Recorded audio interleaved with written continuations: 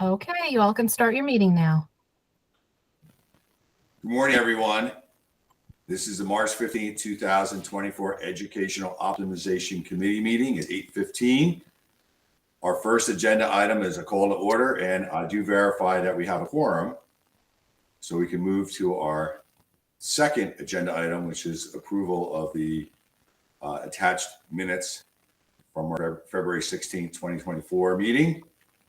And I have no additions, so I'll let people comment, or we can have a motion to move to approve them. I have no comments. Anyone else?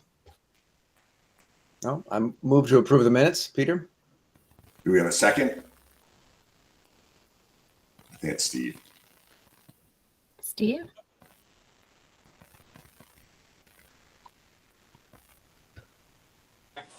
I second. Okay, I hear you now. Thank you. So do we have a vote on the approval of the minutes? I'm an aye. Chad? Aye. Aye. Steve's an aye. So minutes are approved as submitted.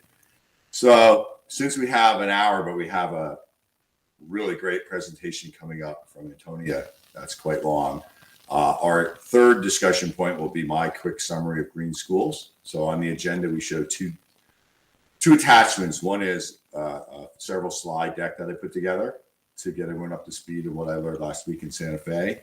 And then there's an attachment that's the Boulder Valley School District's sustainability plan that they've had in place for over a decade. You know, each year they add and they meet their metrics, and it's a good reference point for us moving forward. If we choose to create our own long-term sustainability plan, I think it's a good model for us to follow. So with Tina's help, we'll pull up the Green Schools Conference summary, and I'll go through those few decks so we can spend most of our meeting on the Tecton presentation.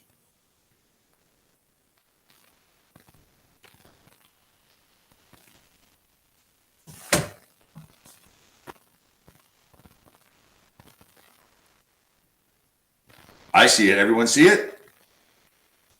Mm-hmm.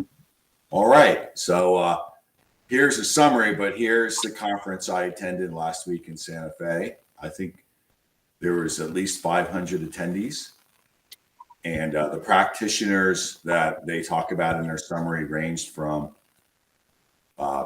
director of operations, director of facilities, which I got to meet with separately, and they were quite informative, and I'll talk about them later.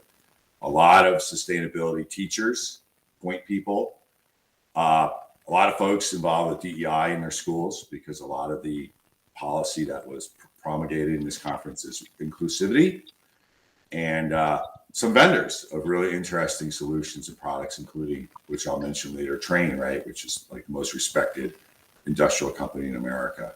And I'll have some takeaways from my meetings with them.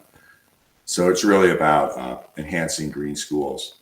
And what's applicable to us is that we have a chance to not only implement this in the short term, as we'll discuss in our next meeting this morning, but also in the longer term as we improve the buildings and the campus. So next slide, please. So here are my takeaways. It's a pretty busy slide, but I'll read through each line and give a little backgrounder. And I think a lot of this will resonate with Antonia, because I think she's a champion of this. So as I said, it's really about exploring educational policy. So I call it the greening of DEI, which is an interesting repositioning of DEI. It's really about getting a lot of kids, particularly a lot of talks in this conference are clearly at Santa Fe was about Native American participation in their schools and improving them, but also underserved, underfunded school districts, even inner city school districts. So I sat with folks from Philadelphia, Boston public schools. Those are big school districts, right? But they face the same problems all school districts face with respect to greening of schools, is old plants, energy inefficiency, and just not having a curriculum that drives sort of 21st century thinking around sustainability. I did, however, because we self-select the folks who are for industrial-oriented people like myself, and we had our own set of meetings and presentations and offlines, and we just really coalesced around practical implications, which has implications for this morning's meeting. So as I said, we met with Trane and Schneider Electric, and they really explored new novel tax rebate funding capabilities, which I wasn't aware of, but it's quite remarkable how you can finance a lot of building improvement, leveraging monies that in a sense are refunds from previous work. So when I go through that slide, my only input would be I didn't become an expert, but the expertise exists. But it's remarkable how much money is available to us if we make smart investments. Interesting enough, hydrothermal was the talk of the conference, and solar panels was the secondary talk. So I haven't explored this at all on our 39 acres, but clearly this is where the world is going, is geothermal, hydrothermal generation, because it's got a high capex to start, but amazing OPEX savings really fast. So we'll explore that a bit. And then we also covered solar panel canopies for outdoor learning and parking lots. So clearly this was Santa Fe, right? They have a lot of sun, but it seems that's where it's going. Multi-tiered capabilities that are self-sustaining electrically, but also open up space for outdoor learning.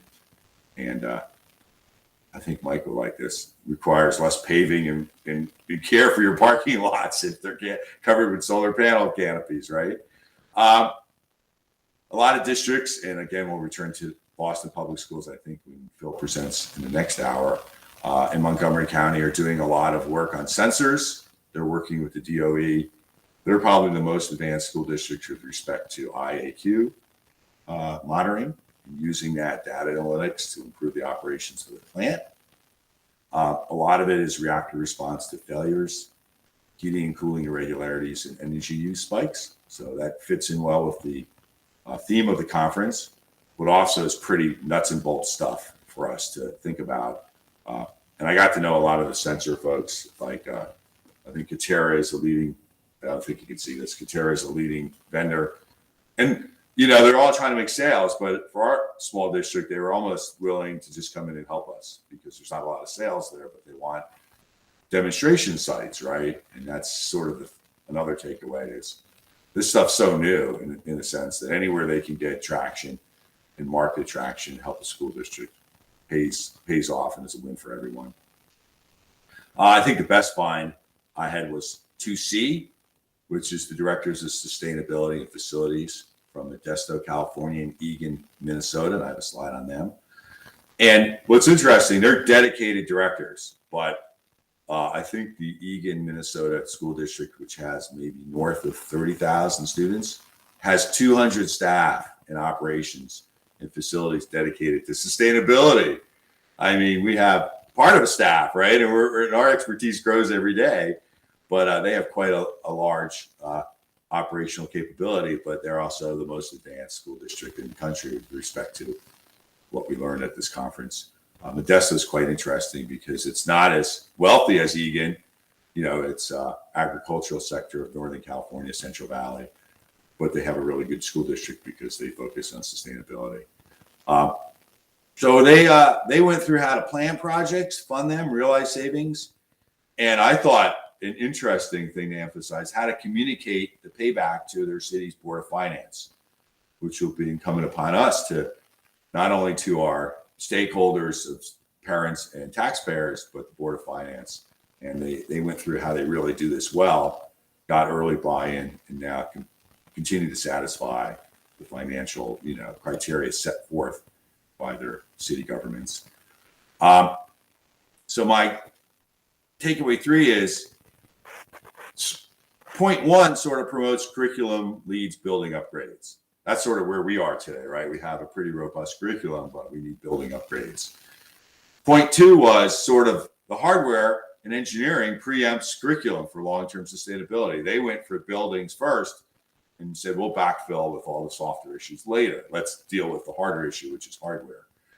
And then point 3, which I'll make below, is how one school district, actually a vocational training center, combined these three to combine these two together. they actually use the building itself as the educational tool for vocational training, which is something we had talked about, right? But it's fascinating what they did. In a sense, they opened up their walls to show the ducts and the piping and the drawings and the plans, and they walk their students through it every day. And it's vocational training. So it was fascinating that they thought ahead and combined these attributes.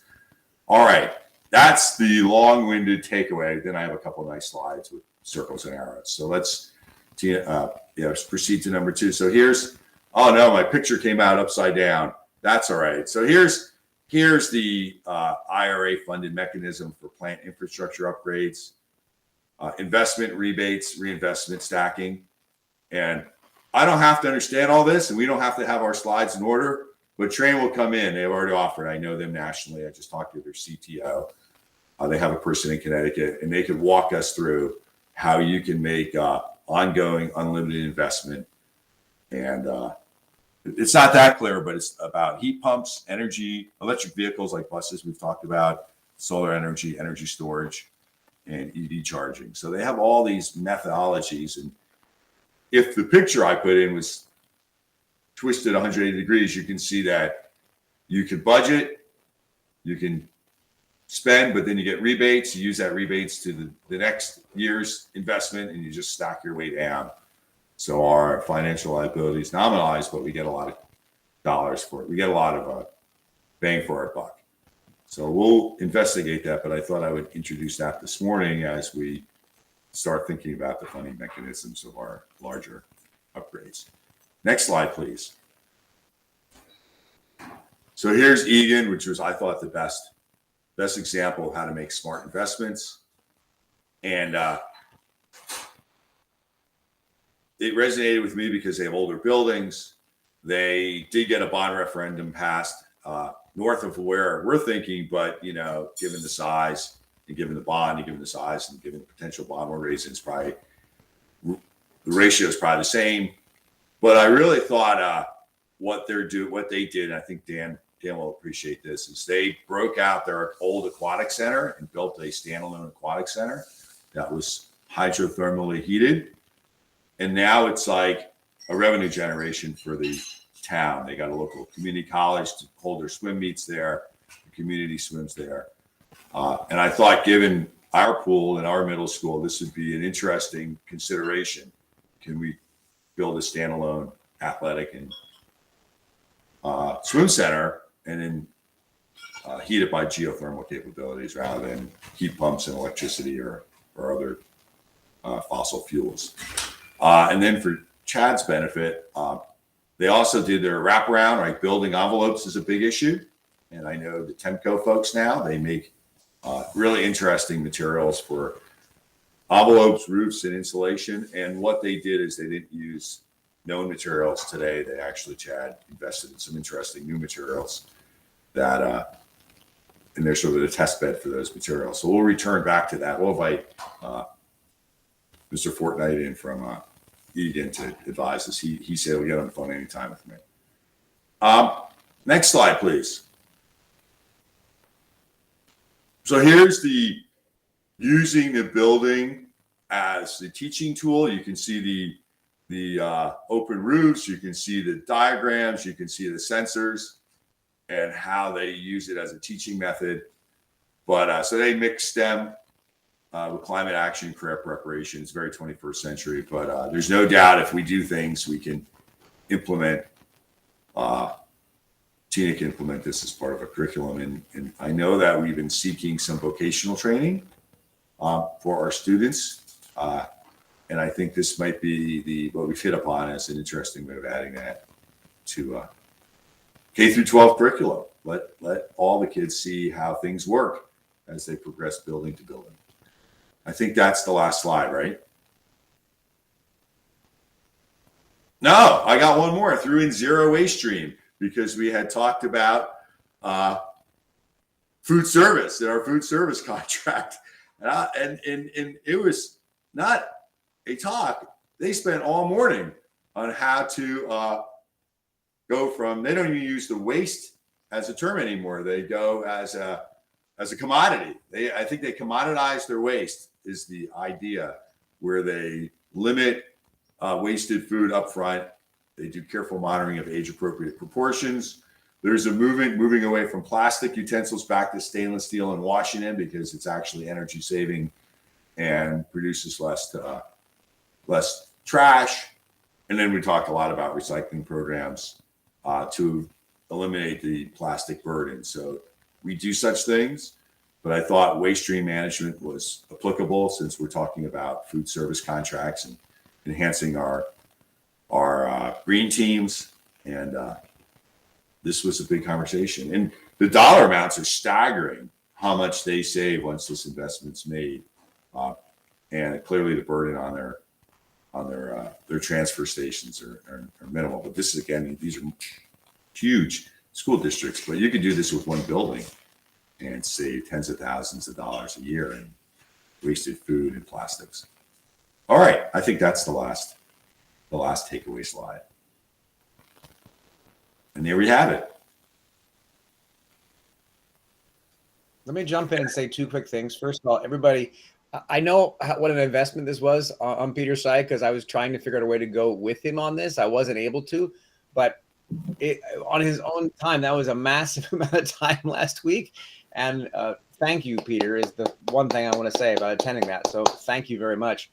And two, I love how you're basically emphasizing a bunch of Venn diagrams that if we do our job right, there's cost savings, it's better materials, it ultimately is more sustainable. And even your point about plastic silverware, some of this stuff is actually healthier for our kids.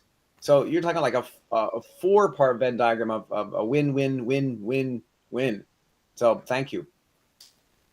Do you have You're welcome. thoughts of piloting something like that? Yeah, I'm really pleased. One of our students in Project Challenge chose as her master project, reducing plastic at the middle school. So she went out and sourced stainless steel. She took pre-orders. We bought extra ones. So we're selling stainless steel tools in cases, and they're actually going pretty well. The kids are excited. Staff members have purchased them as well to reduce the plastic in our cafeteria.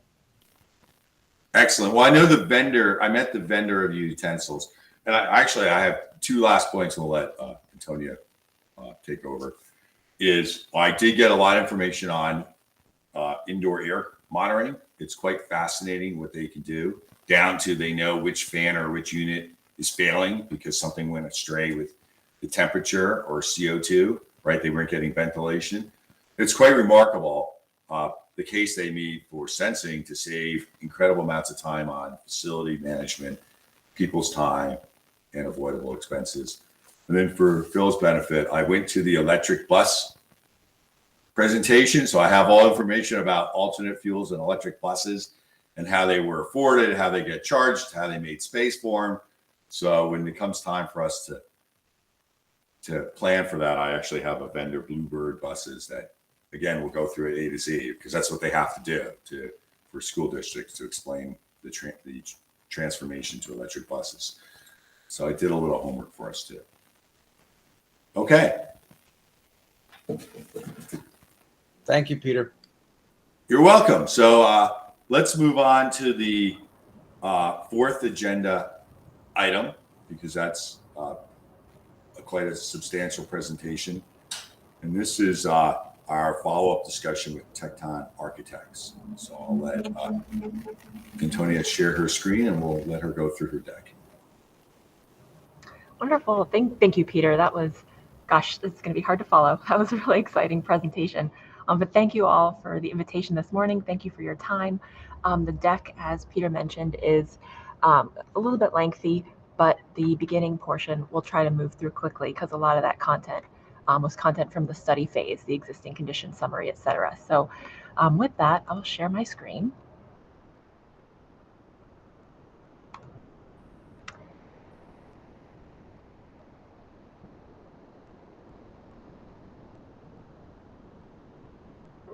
And see if I'm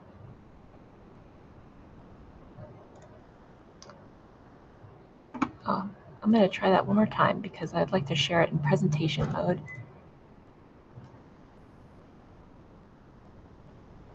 Okay. There we go. Can everybody see the full screen? Excellent. Wonderful. So as I flip through this presentation, by all means, interject with questions, thoughts. This can be very conversational. The content will flow as follows. We are just gonna briefly cover where we were at the existing conditions summary, moving into a project understanding. Some of that is capacity summary analysis that we had done as a part of the study phase. But then in that section, we'll transition to our current understanding, recent conversations, walk through a case study of a middle school in Colchester, Connecticut. They did a renovate as new process that might resonate with this group and what could be possible for the middle school. And then in section 4, we'll spend time looking at high-level diagrammatic options for what you could consider for the middle school and close with schedule.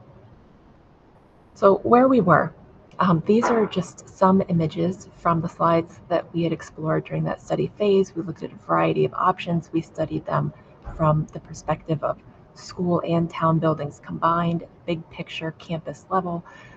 We narrowed down to a few preferred options, studied costs on those, and then dove into the middle school as a building that was really pinpointed as one of the ones in the most need. Developed a diagrammatic site plan and concept plan for that. And since then, we had explored a 5 to 8 or a 6 to 8 option in the study phase. Since then, we've learned that we would really like to maintain that 6 to 8 grade level configuration and are leaning towards that renovate as new for the middle school. But as you'll see later in the deck, we did test fit what an all new middle school could be, just to leave all the options open for exploration. As a reminder, this is the vintage plan of your middle school, and what this helps us do is really understand how many additions, the age of those additions, and that really informs not only your utilization rate, but your experience of the school from a wayfinding perspective. And as spaces were added over time, those are different moments in construction history, in school thinking history. So that informs the size of spaces, etc. So all this information folds into when we think about a renovate as new project, what are those really best areas to keep, and what might we want to think about getting rid of. So the gray is your original building. That is around 65 years old currently. And then the orange addition came next. That's approximately 54 years old. And then the light pink diagonal dash area, those came next. And those are around 28 years old. As a summary of the existing conditions, we studied, soup to nuts, the whole building from the exterior envelope to interior finishes and building systems. It seems like the building is, overall, there are a few areas of the exterior that have been replaced, the roof, the windows, but overall there's still some areas of rusting, decay. We have some enlarged photos to talk you through that. The interior just a little, dated, humidity concerns relative to the systems that's showing up in some of your ceiling tiles, building systems in general, past useful life, looking for full replacement. And these are some of those existing conditions photos. So you can start to see areas of the exterior doors. There's some rust appearing. You can see in the wood soffits where there's been some damage, some insect damage, some water damage. And then you can see in the brickwork where some of those areas are in need of repointing. So overall, exterior could use some attention. And this I won't read through because it's a lot of text, but this is just more for your background knowledge as you're sitting with it, as we reference, in the future, just to have a record of some of the building code that we would look at and some of the needed repairs that we would look at as a part of a comprehensive renovate as new. In the interior of the building, we pointed out some of the outdated millwork. We pointed out those, outdated mechanical systems that are also taking up valuable space in your classroom environments. Some of the, code and egress violations with those door widths and door clearances. And you can start to see some of the water infiltration in some of your interior ceiling tiles. Any questions on that section before moving on? So the project understanding, the overall goals that we have currently is that we're really looking to maintain that 4-building campus and creatively reimagine what those educational spaces could be to really ensure 21st century learning environments. Huge nod to everything that Peter just presented. How can we make the most healthy spaces for our students and staff, and really focus on these student-centric spaces with a vision towards the future. And in that vein, thinking about sustainability, how it can not only be an advocate for the curriculum, the teaching space, interior and exterior, but it can also lower those operational expenses. And then we've highlighted that the middle school, but also Hurlbut, seem to come out of that study as needing the most attention, the most short-term work. So how do we really maximize what we can do now and then plan for the future, prioritizing those 2 buildings? As with everything, in the study phase, we held those teacher think tanks, and it's really so important to us to keep top of mind the school mission, the goals, the vision, that big picture, aspirational, the hopes and dreams, blue sky. All of that is so critical to keep hand in hand with the practical, fundamental implementation of the work, so that we're meeting the goals in the best way possible.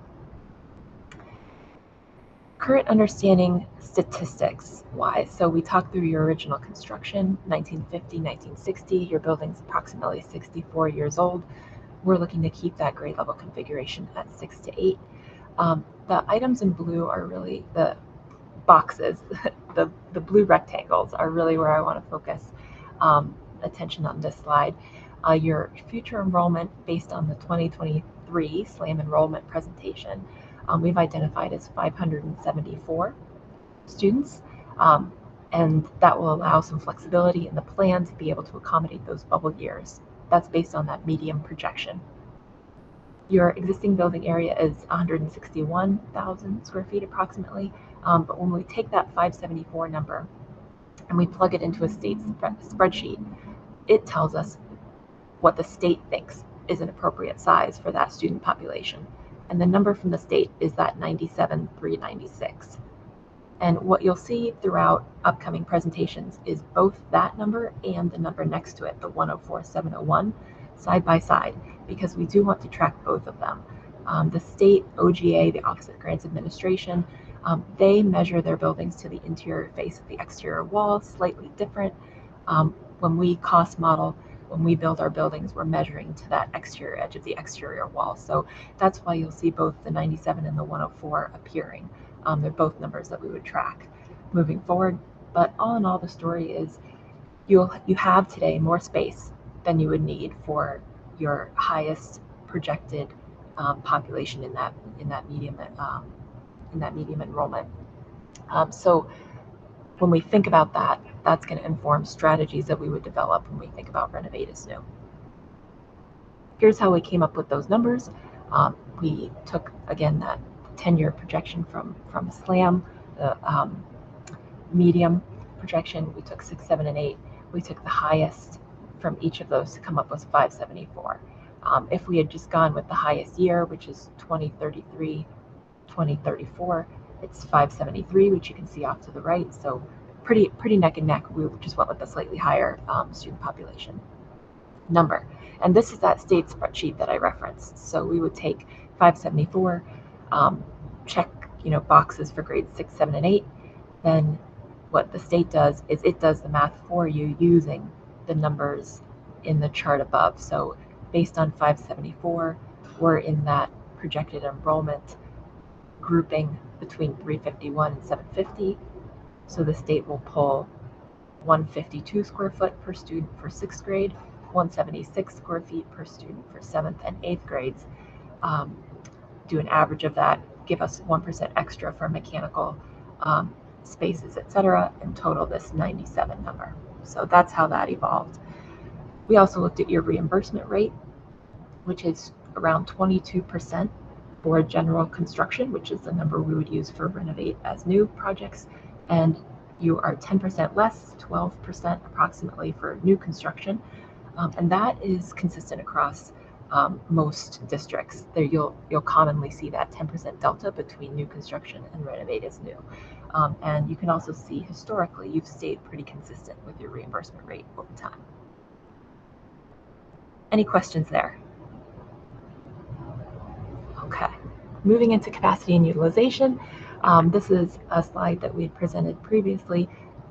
Point of this slide is because the building has been added on to so many times, that naturally increases the inefficiency and increases the circulation spaces within your building. That's not uncommon. Many buildings, across the state that have been added onto are in a similar situation. So what we would do, again, looking through that renovate as new lens, is ask, what are the best spaces? How can we optimize the spaces that we choose to keep and make strategic additions to be able to present a floor plan that not only has clarity of circulation, but gives you more space for educational use. How we came to this calculation is a ratio of usable area to that net area. So we started by identifying in dark blue all the areas that you can use for educational space. And then we take that dark yellow outline of the existing building. Everything that wasn't dark blue becomes that light blue. And those are the areas that are your corridors, your toilet rooms, your mechanical spaces, storage closets, etc., circulation spaces. That's how we come to that ratio of 40.1. And ideally, you'd love to be in the 25 to 30 range. So close, but a little high. Then we studied each of your grade level classrooms. 6th grade, as you can see, mostly meets the state standard or has slightly more square footage than the state standard allows. There's no penalty for that. It's great to be right on that state standard, but certainly if you have more space and it's working for you, or if you have less space and it's working for you, those are all programmatic conversations that we could have to better understand. But from a benchmarking standpoint, generally your 6th grade classrooms meet the state standard, except for your science, which are a little short. It's the same conversation for 7th grade. Generally, your classrooms are on point. Science is a little bit short. And yeah, any questions? I heard. Okay. I hear background noise. Does anybody else? Oh, is that me? Probably. No, Yes, I a don't lot. think A lot. Would you like me to mute and then see if it's me? And if it is me, I can move into a conference room. Yeah. I think we're hearing talk Okay. in the background, Antonia. You are? Okay. I'm going to stop sharing. Yeah, that was her. Okay. Okay, so it's me. So let me. Sorry. No, you're totally fine. I apologize. I'm gonna see if I can leave this up, move into a conference room, remote in from there, and see if I'm still on the Google meeting. If I hang up, I'll rejoin. Okay. While she does that, I think one interesting thing is, and this comes up amongst the public, is, well, you're basing everything on medium projections. What about flow projections? And that's when I got up to go get my binders. The difference between the medium and low for that year of 2033, 2034, it should be noted, is 27 students. 27 students over 3 grade levels is about 9 students. It's really only about 1 section. So when people are talking about the whole declining enrollment, well, we need to be conscious of it. We need to put it in the framework of what does that translate to difference overall plus difference in sections. And as I said, when we presented the budget, and I did it with the low and the medium, the difference is minimal when it turns into how it would actually affect enrollment in the school. So, Lisa, even beyond that too, like the mantra you were just talking about, declining enrollment. It should be stated each time we talk about this that there is by no means any compelling data that we are in some sort of declining enrollment. So we have to be careful that doesn't become assumed truth or assumed fact. Because in fact, exactly. if you looked at the projection information, it was actually surprising how large a bump it was recently in whichever class. So And if you look historically at what those projections have been, they track right to that sort of Exactly. area. So what we have to do is make smart, rational, fact-based decisions as best we can based on educated thinking. That's our job. So just to be clear, that declining enrollment mantra, each time that comes up, let's make sure that we're pointing out that's just essentially right now a little bit of opinion and hypothesis. It's not by no means the state of the moment. Well said, Chet. That's why I just wanted to mention it here again, because I'm anticipating, you know, people are saying it like it's written in stone, and granted, it's all projections, but you know, these are the numbers that every school system in the state uses pretty much, or comparable to ours is SLAM enrollment. So I think that we're in good shape with that. Okay, Antonia, you can continue. Sorry, I was just filling in the time. No problem. That was a good conversation. I'm glad thank you for saying something. I apologize. Usually those headphones are so good, so must have been a very loud conversation behind me. Is this better? Okay, excellent. So I will continue on here. And you know what, I might have to. All right, so we were on 7th grade. So I'm gonna stop and restart so that we can, hold on.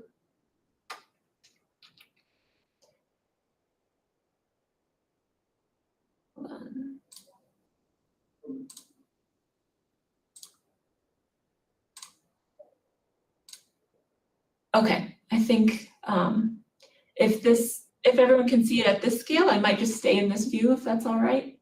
And I have just the one screen here, so I apologize. I did lose your smiling faces. So if anybody has a question, please feel free to unmute yourself.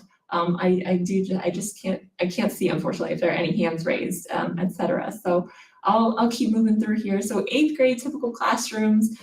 This is where we're a little bit tight. So a lot of your 8th grade rooms, as you can see, are below that state standard. The other thing that, as we'll mention in a summary slide coming up, some of the placement of these classrooms we would look at moving forward, just to really create those small learning communities and foster that sense of belonging within the middle school environment, so that everybody has kind of this home base that they feel is their space, and then they travel to their specials. So looking at classroom size, but also location of classrooms is important in this capacity analysis.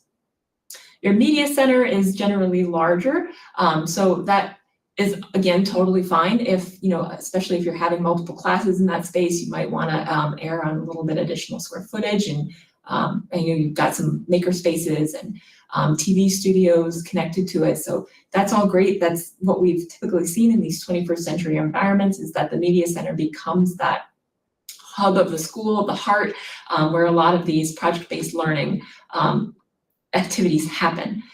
Your cafeteria is slightly larger. Again, it's just something to look at. And the placement of it too, we've had discussions about where the cafeteria wants to be in proximity to recess areas, et cetera. So thinking about size and location there. Your gym space is also a little bit more than you would need, but it certainly is nice if you're having multiple classes in the space at once. So if that affords you the flexibility that you're looking for, we can, it's okay to design spaces that are slightly above moving forward. Special education. We know that this is the program that's probably evolved the most since the time when this building was built. So we have seen spaces that weren't originally intended for special education repurposed for that use. So these spaces might be too small or too large, but it's just that was the existing room that was available. So that's a lot of districts going through this same exact thing. So moving forward with specialized education, we would look to not only the state standard, but look to how you're using those spaces, where they want to live. Often we've seen them within those small learning communities, and then we've had additional resource areas distributed throughout the building. So a summary of those comments is, again, your usable area ratio is somewhat less than typical. Your efficiency is higher than, or your inefficiency is higher than what we would expect. Your core spaces are slightly larger. There is that uneven distribution of your typical classrooms, missing somewhat that small learning community environment. Lots of single loaded corridors, inefficient circulation, simply because the building has been added onto so many times. And again, that limited grade level neighborhood, limited small learning communities. So the case study I'll go through quickly. I've got my eye on the time here too. So Colchester is a middle school that was built in 2018. It went through a Renovate as New process, and what they did is they identified areas in green that they wanted to preserve. This was the highest and best of their spaces. They wanted to definitely keep these moving forward. This school also had, similar to your middle school, more square footage than they needed for their student population, and they used that to their advantage. So what they did after they identified these areas that they wanted to keep, they were able to move all of their students into one half of the building while they did the renovation. And that really allowed them to separate those students, keep everybody safe, and be able to more efficiently do that renovation work a little bit faster. They identified areas that they wanted to demolish because they had this vision for this new central spine, this new 2-story, had academic classrooms, it had specialty spaces, it had a brand new bright-filled daylit lobby. So they really wanted to create this new spine that served as the connector to those 2 existing pieces that they identified that they'd wanted to keep. When all was said and done, they moved the students back into the orange, demolished the rest of the building, and at the end of the day, they had this brand new construction in the middle. They had fully comprehensively renovated existing portions to the left and the right, and they were able to really seamlessly connect the building. The other thing that came with the renovation project was, as we mentioned, it's comprehensive, it's total reimagination. So this was the entry to the school before, and this was the entry to the school after. So this is looking at that front, that new central spine. So the possibilities really are limitless when you're thinking about renovating your existing building. And here's a glimpse into some of those interior spaces. Natural daylight flooding the space, breakout, small learning areas infused with technology, those quiet areas to read within the media center, as well as larger social spaces. You can see in the background of this image, there's a social stair, which has been used for music performances. So a really dynamic learning environment where even those corridor areas become places where you can teach and learn, or look into a classroom and see what's going on in a makerspace, etc. So options planning, what we've heard recently, maintaining 6 to 8, maintaining that existing entry. It seems like the drop-off sequence has been working well for buses and parents. The challenge is the fact that it's up all of those stairs. So how can we modify that? I'll show you the concept where we had explored during the study phase, put that 2-story academic addition on one side of the building. We were challenged to rethink, put it in a different area. And in general, rethink, I think, where some of those larger program areas are, the gym, cafeteria, etc. Harkening back to your school mission statement, with all these decisions, we want to keep students top of mind, right? So how can we use the adjacency plans? How can we use the programming to really foster a sense of belonging within the school environment? And that comes a lot through these small learning communities and how we create an area for our public spaces up front, so that they can be easily sectioned off for community use after hours, and really protect our small learning communities with all the resources that they would need for their daily learning activities, kind of more private areas at the back of the building near those outdoor connections to nature. And this is a zoomed in view of those small learning communities to really foster connections between different 6th grade classrooms with breakout spaces. Science would be embedded in this, some flexible lab spaces, etc., so that you can really comprehensively do everything that you would do for the majority of your day in these areas, and then go out to gym, art, etc. Getting to some of your high-level options plannings, we wanted to look at. Yeah, go ahead. we wanted to look at 3 different things. We wanted to look at renovating what you have without a building addition, renovating with a building addition, and what it could look like to build a brand new school on your existing site. We are using, you can see that 104,701 number, which for our planning purposes, and you'll see the areas that we've identified, just rough big picture numbers. When you're looking at renovation as new, it's common to anticipate keeping approximately 55% of your existing building when all is said and done. You're looking down at the building, 55% of that existing space, 55% of the building is existing space, 45% is new construction, typically. When you're building new, we talked about how you get that slightly lower reimbursement rate. We are working with a community in Madison, Connecticut. They were doing an elementary school. They were able to prove to the state that the cost between new and renovated new were so similar that they were able to convince them to give the higher reimbursement rate, which is typically assigned to renovation projects for their new construction projects. So just letting you know that that is possible. And we have experience making the case for that. So definitely something to consider there. So don't necessarily let that sway you from thinking new if that's more aligned with where you'd like to go. Existing site, we're on School Road. We have the middle school in the center of your screen, Revston Field to the top of your screen, and the high school to the south.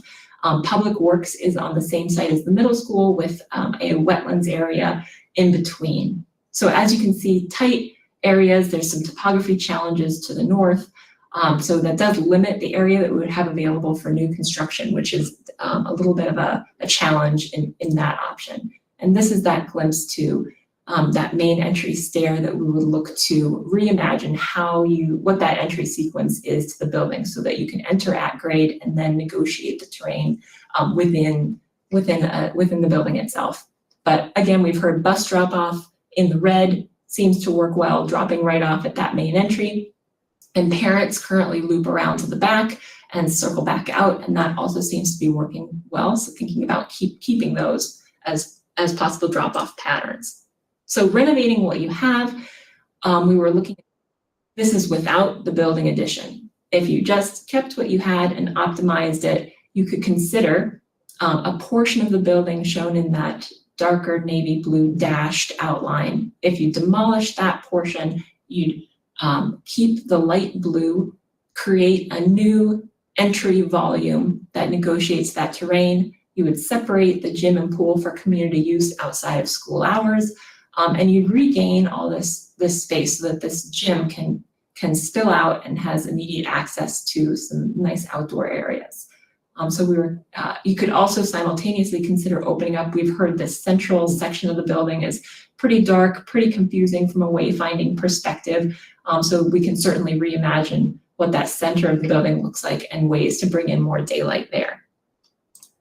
If you think about how you can add to this building, so you would have some areas of demolition, some areas where the existing building remains, and then the new construction, possibly to the north and the south, again with that new entry volume and the separation of the gym and the pool. This is more what we had initially diagrammed in the conceptual site plan. You know, maybe there's a new 2-story academic addition to the north. You can reimagine areas for gym and presentation to the south, again with that outdoor connection. This is a variation on that theme where the entire addition occurs to the south with academic classrooms. We had some early chats thinking about, maybe there's more space actually on this side of the building to be able to have this academic wing / gym or whatever program you see going into this space. Maybe this is a better placement for it. Again, keeping that new entry and the separation of the gym and the pool. We also looked at, similar to Colchester, what about a new central spine? So what if you kept areas of the existing building on either side, demolish this, which we've identified as, even though some of it is that newer addition, it's not in the best shape. So this was the easy button to choose as the first area that you might think of demolishing or Yeah, and then still again, just separating out that gym and pool for community use, opening up that central area to daylight and to ease of circulation. And a complete reinvention. So the areas that would stay would be totally reimagined for 21st century learning spaces, fully upgraded systems, the works, soup to nuts, all new. If you decided to build new, we would, probably this is kind of our area that we would look to. As you can see, it's a tight fit. So some of the challenges would include the proximity to that bus drop-off lane, the proximity to, you have to watch this edge of the wetlands and verify if that's truly there, or if it's slightly different. It's close to the existing building during construction, but we would eventually demolish, and then you would have all of the space in front of you for fields and parking. I'm going to stop there. We have some schedule slides at the back, but I want to pause here for questions and thoughts, and I'll stop sharing. And Tony, I think I'm asking a silly question because I think you're saying exactly this, and I'm sure everyone else is clear on this, but I need the clarification. That final version, the entire existing building would go away, and that the functionality of that sort of strange, I don't know, jigsaw puzzle piece would essentially be the entire school. That's correct, right? Yeah, here, let me not a silly question at all. I apologize for moving so quickly through I think I'm probably the only one confused about that, but that's why I'm giving the big caveat about it.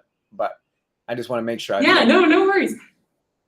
Yeah, you got it. So this is that existing building fully demolished. This would be a new middle school, 2 stories, and this would be the existing gym and pool that would remain for community use. And the entire thing is now grayed out of like sort of the silhouette of the old building would be, as you said, parking and fields. Yes. Okay, thank you. You got it. I'm going to let others take over for questions. I just have one thing to say. I really applaud this whole thing because, in particular, I want to flag that one slide that has the comparison to the Sella and Bell old school sort of vision of how education happens, and just point out that this is the world our kids are walking into anyway. The Industrial Revolution, where we all went to work at 9 o'clock and got out at 5 o'clock, and we all punched a time card, and everyone stayed at the same organization for 30 years. That world's dead. Our students are moving into a world, and it's great that we're thinking about a school that looks more like what the world looks like now that we're trying to prepare them for. So thank you for that. No questions from me. I'll be quiet now. Dan, I have a question. Doke, not to put you on the spot. So Dan and I, we met and we spent time with Antonia and everything else. When you look at these, which do you like? We're not holding it to you. I have an answer, but. Nice, Dan. Get him, Lisa. Get him. This is completely unprepared, and I may not have said the same thing to you a week ago. There's something about the last slide with the brand new building separate. I think it prevents a lot of the trouble you have with kids during construction. I think I worry about the disruption to education during construction. And if we can maintain the status quo while the new building's being built adjacent to the existing building, I think that's a big argument in favor. Plus, I just think you've got, I think there's some issues when you renovate the existing building. I'm sure you can work magic, but I still worry that we'll be plagued with some of the challenges of the existing building if we continue the heritage building. So I'm sorry, Lisa. No, of course, branding a building in a school would be great, Dan, but given the fact that we would only get 12% reimbursement, let's say, of course, that would be wonderful. But looking at the renovate as new, and we had talked about the possibility of moving the 6th grade and with Antonia of how we could move the 6th grade to make it happen with minimal, although it's always challenging. Yeah. Which, when you look at 2 and 3, for example, any thoughts on that? Let me see. I don't have mine pulled up on the Version screen. 3 was the one that has the spine going down it. Yeah. Well, you know what? Even just seeing the Colchester example makes that one look more attractive to me than having not. If I had not seen the Colchester example, I wouldn't have been as in favor of that. But I think the way that brought in natural light, it brought in this 2-story addition, right? The spine was a 2-story. Were there classrooms on the second floor? That wasn't just open space, right? It wasn't just light. Right there, in portions of it, there were classrooms. In portions of it, we did have that double height That's what I was- open lobby space. Yes, so it was a mix. Yeah. My question is, Antonia, when you look at 2 and you see the new 2-story academic wing, which is what, we had kind of talked about facing the high school. Mhm. And you look at the one with the spine, is there a 2-story building there? Or is it just the spine that's 2-story? So yes, it would just be the spine that's 2-story. Your existing building, we wouldn't build on top of your existing building. So whatever you have there would stay. And the 2-story addition would be that central spine, correct? But it doesn't have to take the shape that I've shown it here. I mean, we could explore other areas, other ratios of that existing building. Maybe that spine becomes a different volume and maybe it's angled in a certain way. So it could look different. I do think when we met earlier and I liked the idea of the 2-story new building where we could then move people into. It's a little more moving because you have to move twice, right?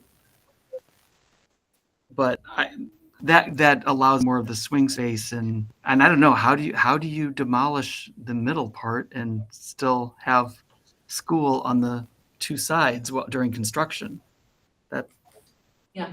That has me scratching my head a little bit. You have a construction space in the middle of your school, right?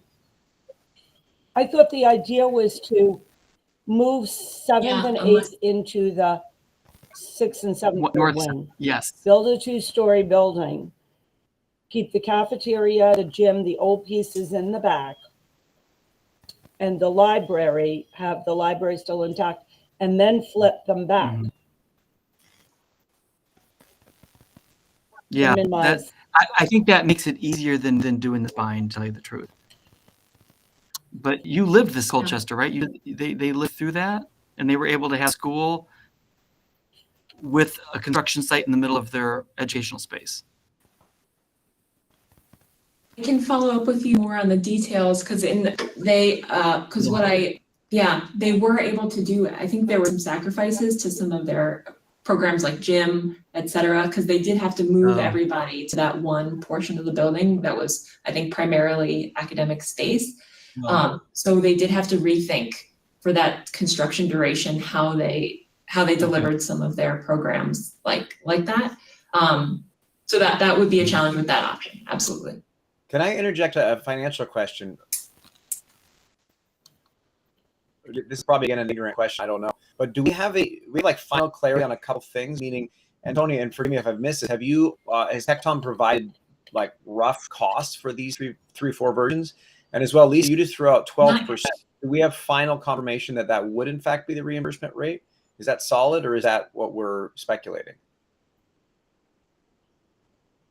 The reimbursement rate is pretty solid. There are ways that you can go through special legislation to see if you can increase your reimbursement rate.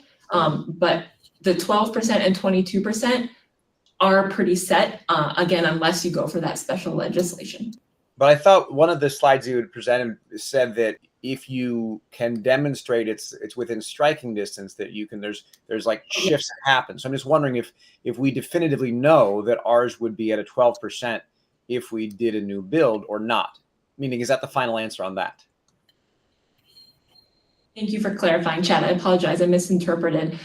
It's true. You can advocate to the state. It's not a guarantee, but you can, if you can prove your case to the state that the costs and the efficiency and benefit all in is equal roughly between renovate as new and new construction, then the state will give you that higher reimbursement rate for Okay. your new construction project. That's correct. Great. And has Tecton provided us, even if it's ballpark, of what the fees would be, the expected budget would be of these different versions? We have not done that yet, so we'll go through that exercise next. Okay. I gotta impose some meeting management here. I think. Thank you, Peter. Not 9:15. We do have 9:30, but we probably can go over a couple minutes if everyone can indulge that. Well, we do have another meeting, Peter, that starts at Right. 9:30. Yeah, so we only have a couple minutes. We do have one last agenda item, but we have Antonia here, and it's like our Baskin Robbins moment here, right? I mean, it's so many different great flavors to choose from. So we have to return to this discussion, right? And I think maybe the action item is either to continue with a few more slides, or maybe ask Tecton to give us, pencil and paper, sort of what they think some of the key options we've talked about could run, and what the reimbursement will be. So maybe that's the takeaway action item. So we'll wrap up this agenda item. Well, And actually, then we can either continue for. actually, Peter, there's, I feel like she should go through the last few slides real quick. I mean. All right, so then let's let's move the last agenda item to next month. Let's take 5 more minutes, and as long as we wrap up with enough time for everyone to go to where they have to go for their 9:30s, we'll be good, because it looks like we have a few minutes left. Is that okay?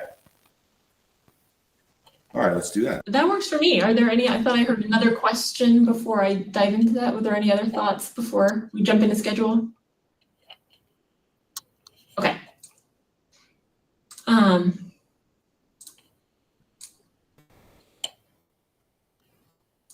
Oops. Okay, so the last couple slides here. So the state grant application process, typically there is a June 30th application deadline. And when you meet that deadline, you're submitting conceptual plans, financing, you're submitting usually an educational specification. All of those documents go to the state for their review on June 30th. They have a review period that culminates in the generation of a priority list, which comes out in December of that same year. And then the following February, when the legislative session reopens, is when you receive official notification that you're on that priority list. And that's typically when communities will start to go through the process of onboarding their design and construction teams, and beginning that conceptual design, schematic design, design development, and construction documents process to ultimately build their building. So it starts with, again, a June 30th grant application deadline. If we miss it this year, we go for next year's. December is that priority list, and then you'll find out that following year, early winter, and usually start design. So it's probably around a year process to get through the standard grant application. This is what it looks like in schedule form. So if we were, to proceed, these are kind of the components that we would be looking at, the approvals that would need to happen before a June submission. You would also have a referendum as a part of this that can occur prior to June 30th, or you can look to a November referendum date. Either of those work. It's just the November what might just require a heads up discussion with OGA to let them know that that's your plan. Some other items that we would look at, we would do a site analysis, uniform at cost estimate, and again, those enrollment projections and educational specifications all go into this grant application. Big picture schedule. The grant application seems like a lot of time and work, but it's a drop in the bucket really, because it'll give you a good foundation and a good start to your design and construction process that follows. So if you were to start this year, you would have your grant and approvals through early 2025. You would begin your design and planning phases in the spring, Q3 roughly of 2025. That goes for a year and a half typically, and then you would start your construction process after that. And construction we're showing here this renovate as new schedule. So it's the 30 to 48 months time frame. A new construction project is faster. So we would look at around a 24-month construction phase for new construction. And then all throughout the way at the bottom of your screen, you see we have various touch points with the community, which is so important. Our stakeholders, we would have our partners at the Board of Ed, Board of Finance, Board of Selectmen. We would have programming meetings, in-depth conversations with educators. We've also brought students into those conversations as well. So there's lots of conversations happening all throughout the process, and even into construction, lots of great activities for students, lots of ways for them to be able to be involved and be curious and learn from that construction process. So those were those 3 slides. Are there any questions on any of these schedule slides?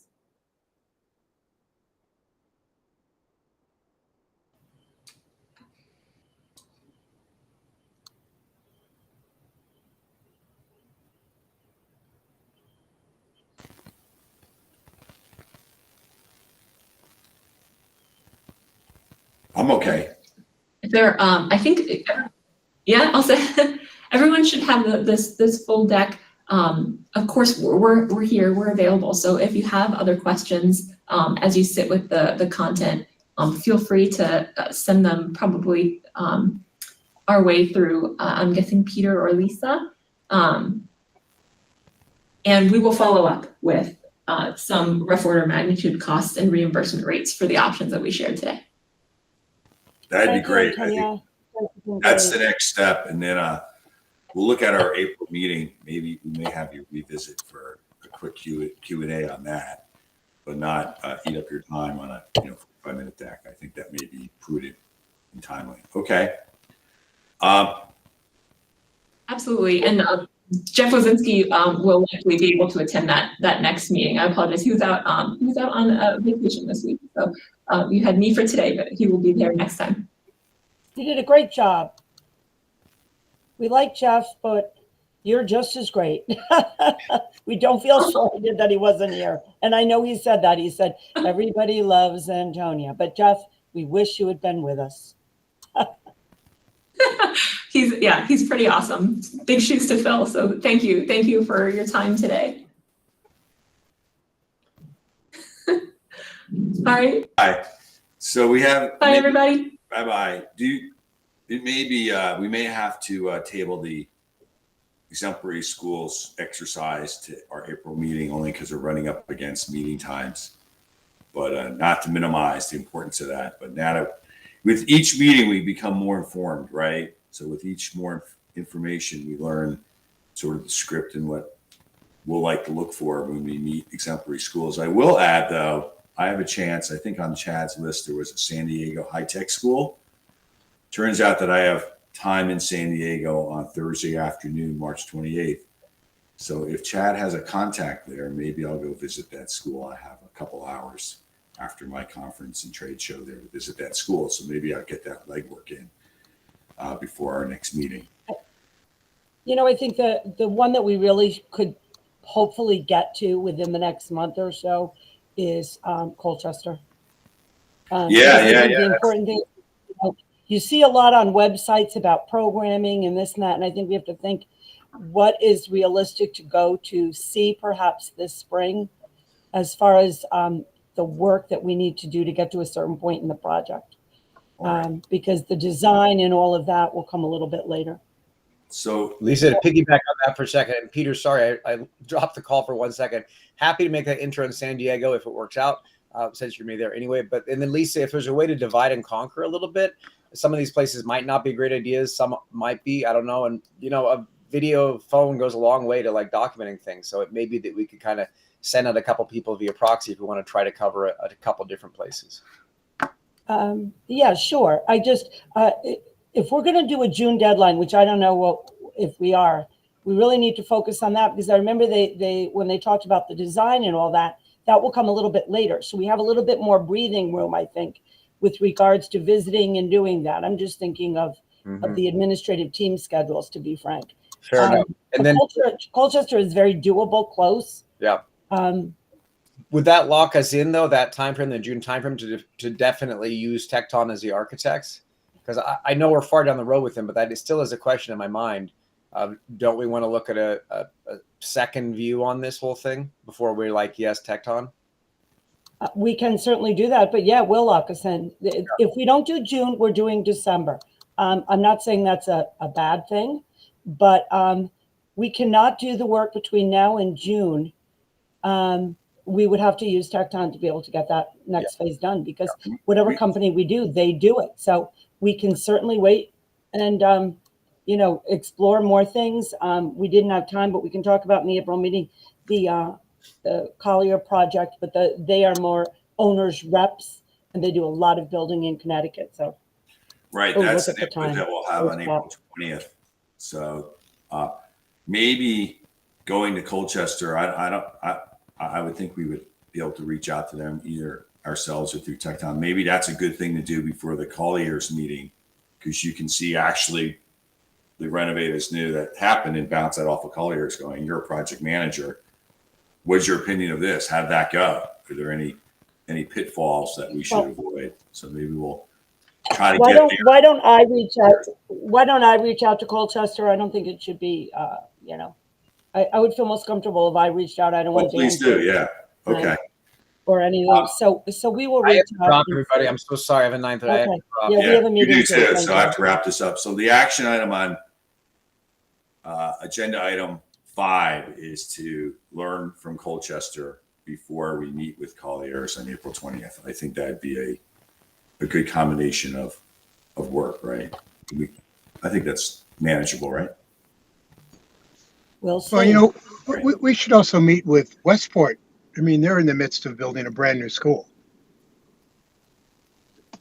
Yes, and Collier is very involved in that project, which Right. would be helpful. So it's two hits before we get back on the line with Colliers April 20th. Let's see if we get Colchester and Westport input so we can ask more informed questions of players. But you're talking about April 20th for the next scheduled meeting? I'm sorry. I know we have a call with Colliers on April 20th. No, that's March 20th, Peter. Oh, It's March just 20th. you, me, Oh, and I Dan. apologize. So we Yeah, won't get so that done before March There's no way we're going to get to it that quick. All right. Okay. Okay, but Okay. the point is And we're April moving for an forward, extension. which is good. Isn't April 20th a Yeah, Saturday anyway? it's not April 20th, Jim. The next meeting is April Right. 20th. Right. March 20th, yeah. It's March 20th. So that gets us to our last action, our agenda item, the 6th, as we press up against time. And when's our next scheduled meeting, Jody, just for my edification? I don't have my calendar in front of me. It is April 26th. April 26th. There we have it. Okay. So maybe we'll have 2 inputs on Colchester and Westport by April 26th. That'll be an agenda item. Excellent. So Sounds good. I'll move towards agenda item 7 with his adjournment, and it's Steve and I, because Chad had to bounce off the call. So can I have a move to adjourn? Motion. I second it. Approve it. Do you approve it? We're good then. Yep. So thank you for your time this morning. A lot taken, but incredible amount of opportunity here. So I'm very excited and optimistic. I maintain my optimism. All right. Let's bounce off this call and get on to our next call. Thank you. Good night. Bye, everybody.